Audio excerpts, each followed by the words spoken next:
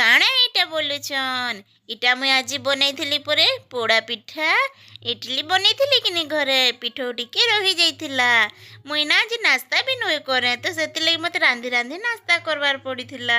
ଇଟା ମୁଇଁ ଭାଜୁଥିଲି ପରେ ଆଜି ମାଛ କେତେ ବଡ଼ ରୋହି ମାଛର ମୋଡ଼ ଗୁଟେ ଆସିଥିଲା। ରାନ୍ଧି ସାଇଲା ଭିତରେ ଗୌତମ ବି ସ୍କୁଲନୁ ପଲେଇ ଆଇଲେ। ଯେବେ ମାଛ ବନିଥିସି କିନି ଦୁହେ ନିଜେ ନାଇଁ ଖାଏସନ୍, କହିବେ କି ମମ୍ମି ତୁମେ ଖୁଏଇଦିଅ କଣ୍ଟାଟା ବାଛି ଦିଅ। ଦେଖୁନ୍ ତ ଗୌତମୀ ବି ବଡ଼ ହେଲାନ, ନିଜେ ଖାଏତା କିନି ତାହାକେ ଖୁଏଇ ସାଇଲା ପରେ ଆସିଥିଲି ଗୌତମକେ ଖୁଆବାର ଲାଗି। ଇ ସିନା ମୋର୍ ଛୋଟ ଅଛି ଯେ ତାହାକେ ଖୁଆମି। ସନ୍ଧ୍ୟା ହେଲାକି ଯାଇଥିଲି ପରେ ଗୌତମୀର ମୁଣ୍ଡେ ଟିକେ ତେଲ ଲଗାବାର ଲାଗି। ଏହା ଚିନି ଯଦି ତାକେ ତେଲ ନାଇଁ ଲଗାମି କିନି ସକାଳେ କାଣା ଲଗେଇ ହେବା ବୋଲଛ? ସ୍କୁଲ ଅଛି ପରେ ଉଠେଇ ତ ସ୍କୁଲ ଟାଇମଟା ପଲେଇ ଯାଉଛି ଆଉ ତେଲ କାଣା ଲଗାବ?